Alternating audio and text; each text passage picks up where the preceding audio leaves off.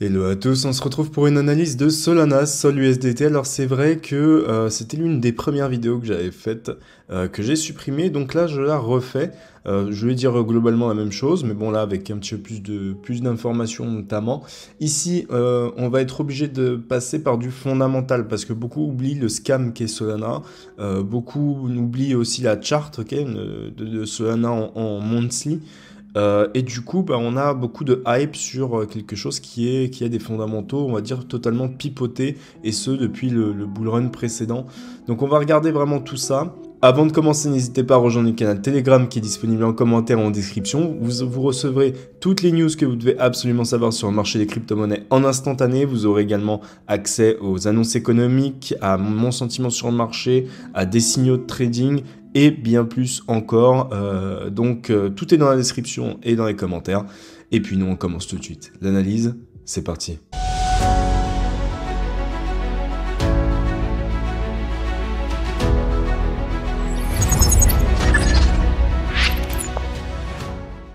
Ok les gars, alors ici dans un premier temps, on va regarder notamment donc sur Defilama un petit peu Solana et notamment ses fondamentaux, d'accord. Ici, bon, on avait le bull run de 2021, d'accord, qui a donc un asset qui a explosé et qui a perdu, on va dire, l'entièreté de sa valeur. Vous savez que ici, normalement, quand on crée de la valeur, d'accord, globalement, qu'est-ce qu'on fait? On maintient un semblant de prix. D'accord? On ne vient pas pump et dump aussi rapidement. Donc, qu'est-ce qui s'est passé concrètement ici? Qu'est-ce qu'ont acheté les investisseurs? Et surtout, bah voilà, quelles ont été les raisons de cette rétrospective négative qui démonte finalement une bulle psychologique, une bulle spéculative totalement gigantesque. Alors ici, c'est très simple. On a la TVL, donc vous voyez que ici, on avait une TVL assez constante qui a explosé tout simplement. Le prix l'a accompagné, vous voyez que hop, le prix l'a totalement accompagné. Et derrière, ben, qu'est-ce qu'on a remarqué? On a remarqué ceci. Hop, l'écosystème défi de Solana était totalement faux. Voilà pourquoi l'identité est importante. D'accord? Il y a quelques jours, un rapport choc de Coindesk a révélé que deux frères avaient utilisé plusieurs comptes de pseudonymes pour simuler un écosystème défi entier sur Solana. En gros, que s'est-il passé? Comment deux frères ont-ils pu falsifier 7,5 milliards de dollars de TVL DeFi? Est-ce que tout le monde a bien compris? En gros, pour résumer, ça veut dire que 75% de cette TVL était bidon et qu'en fait la TVL se situait beaucoup plus bas et que les investisseurs ont acheté totalement de la merde, d'accord? Autant dire les termes, ils ont acheté de fausses informations et on va dire un Solana totalement boosté. D'accord, totalement manipulé, et derrière, c'est pour ça qu'on a eu une explosion à la baisse de la valeur, ok, de l'asset. Sinon, on aurait gardé un semblant de constance et une évolution. Ici, ça n'a pas du tout été le cas, on a explosé et on a drop. Ça, c'était en 2021. Maintenant, on va regarder ici, actuellement, ok, de nos jours. Qu'est-ce qui se passe? Donc on a le prix de Solana qui explose, d'accord? Donc on a la market cap de Solana qui explose en vert, d'accord? Mais qu'est-ce qui pousse finalement Solana à avoir une explosion comme ça? Est-ce que c'est les stablecoins? Pas spécialement, d'accord? Les stablecoins n'ont pas trop d'intérêt là-dedans. Est-ce que c'est par rapport à l'équipe, d'accord? Donc core developers, pas spécialement. Par contre, il y a une chose qu'on remarque entre 2021 et 2024. Et oui, c'est ce truc vert. Mais ce truc vert, c'est quoi? C'est les volumes de transactions. Ces volumes de transactions ont explosé. Vous voyez qu'on a eu aussi une petite anticipation ici, notamment de cette explosion. Vous voyez que le prix est parti beaucoup plus vite. Donc ici, il y avait une petite anticipation notamment de ceci. Alors, qu'est-ce que finalement ces volumes de transactions? Est-ce que c'est, on va dire, un fondamental assez fiable pour Solana? Est-ce que ça y est, Solana n'est plus un scam? Et en réalité, vous allez voir que non, et que beaucoup vont être déçus. Beaucoup vont être déçus tout simplement parce qu'il faut mettre un petit peu son nez, d'accord, et faire ses recherches correctement, mettre son nez dans évidemment les ressources que vous avez à disposition. Évidemment, je l'ai fait pour vous. Les robots DeFi augmentent le volume de stablecoin de Solana. Donc, concrètement, que nous dit cet article? Les robots DeFi augmentent le volume de stablecoin de Solana. Donc oui, il y a des robots DeFi. Alors oui, c'est très simple de créer des robots sur Solana. Ça se fait en quelques minutes, même pas. Donc voilà, les robots DeFi augmentent le volume de stablecoin de Solana. Voilà. Donc c'est des robots, c'est pas des humains, c'est pas des personnes. L'activité freinée des robots sur les plateformes DeFi a fait grimper le prix des volumes de transactions en chaîne des stablecoins basés sur Solana à plus de 1000 milliards de dollars au cours des 2 premiers mois de cette année. D'accord? Au 22 février, non, donc ça, ok. En gros, qu'est-ce que ça veut dire? L'analyse des transactions de Phoenix par Cointelegraph révèle que la majorité de ces transactions sont probablement effectuées par des robots plutôt que par des personnes. Les robots de trading automatisent des stratégies complexes comme l'arbitrage qui consiste à acheter des actifs sur une plateforme et à les vendre sur une autre pour profiter des différences de prix sur les marchés. Donc, encore un fondamental pipoté durant ce bull run, encore finalement de la merde, et voilà ce qu'achètent les investisseurs. Les investisseurs achètent ceci, des volumes de transactions qui explosent, mais qui ne sont pas humains, et qui sont totalement pipotés par des robots. Donc, tous les Solana maximalistes, n'hésitez pas à me donner votre avis en commentaire, d'accord? Ici, c'était juste pour l'aspect fonda, pour vous rappeler que Solana, c'est un gros scam, que ce soit en 2021 ou aujourd'hui, c'est toujours la même chose, c'est du gros scam. Mais personne ne le voit, parce que ça n'intéresse finalement personne. Donc, ici, à vous de me donner vos contre-arguments, d'accord? Je serai ravi de les entendre. Mais globalement, voilà, ce qu'il faut et ce qu'il faut pour les autres, ok? Faites extrêmement attention à ça. Solana sur le long terme, pour l'instant, c'est totalement bidon et ça risque de faire exactement comme 2021, d'accord? Enfin, comme 2022, on va dire, une perte totale de valeur parce qu'on a encore des chiffres pipotés. Maintenant que cela est dit, on va passer à la chart, on va passer à l'analyse technique et on va regarder d'un point de vue monthly. On a une borne basse et on a une borne haute. Ça, c'est un range.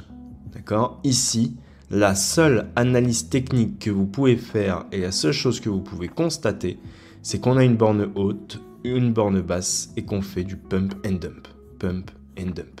Alors peut-être que ce n'est pas fini pour Solana, peut-être que ça va pump encore, mais ce sera du dump derrière.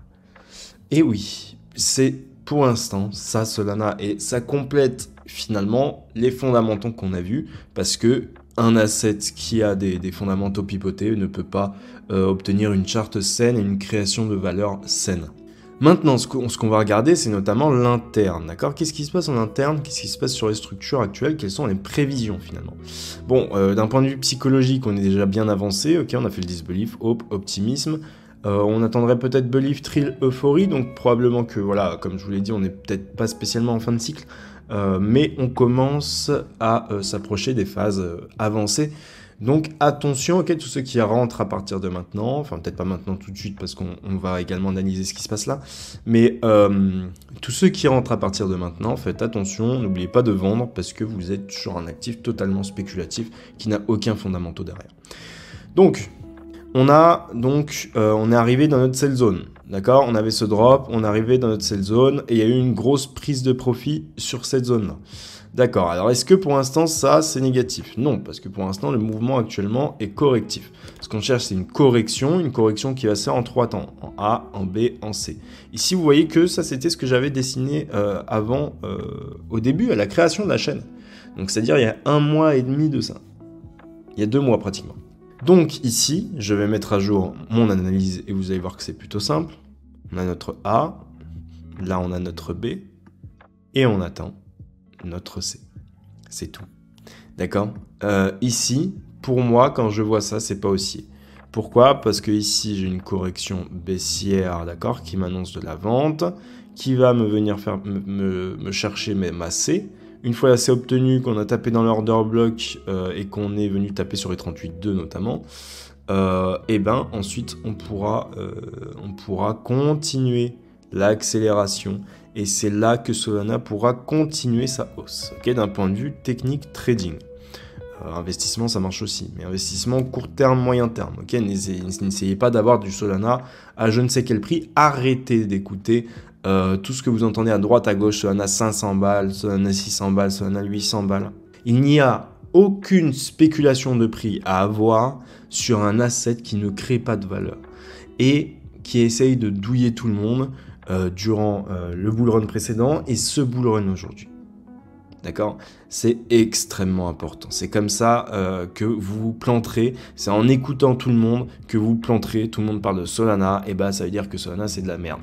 Et bah, finalement, ça n'a pas loupé. On creuse un petit peu Solana et vous remarquez que c'est de la merde. Donc ici, la seule chose qu'il y a à faire, c'est de trader en interne. Donc on attend ici une C. Une fois la C obtenue, on cherchera la continuation pour casser le top. On prend des profils à cassure du top et on laisse le reste tourner. Ça fera potentiellement, allez, si on l'obtient bien, un petit 100%. Ok, on peut avoir un petit 100%, une petite prise de profit. On laisse le reste tourner pour venir casser la TH. Peut-être. D'accord? Mais ici, faites extrêmement attention. Globalement, c'est tout. D'accord? Ce qu'on attend, c'est ça. Donc on peut même y placer un ordre, hein, honnêtement. On va voir s'il n'y a pas une... Ouais, si on peut placer un ordre. On peut totalement placer un ordre ici, avec un SL un petit peu plus bas quand même. Voilà. Je pense que ça peut se placer, ok, risquer 35% contre 95%, 100% de gain. On va mettre 100%, c'est plus agréable. Mais voilà, ici il y a un trade qui se tente. Donc je note l'ordre du moins. Et puis voilà. D'un point de vue weekly, on a le RSI et le Chopiness qui sont assez élevés. Globalement, ce qui pourrait arriver, d'accord, c'est qu'on ait une décharge ou alors on ait encore du drop, le Chopiness qui continue à se charger. Si on a ça avec un RSI qui descend, et bien derrière, on pourrait avoir un Chopiness qui pourra nous indiquer qu'un mouvement majeur est sur le point d'arriver.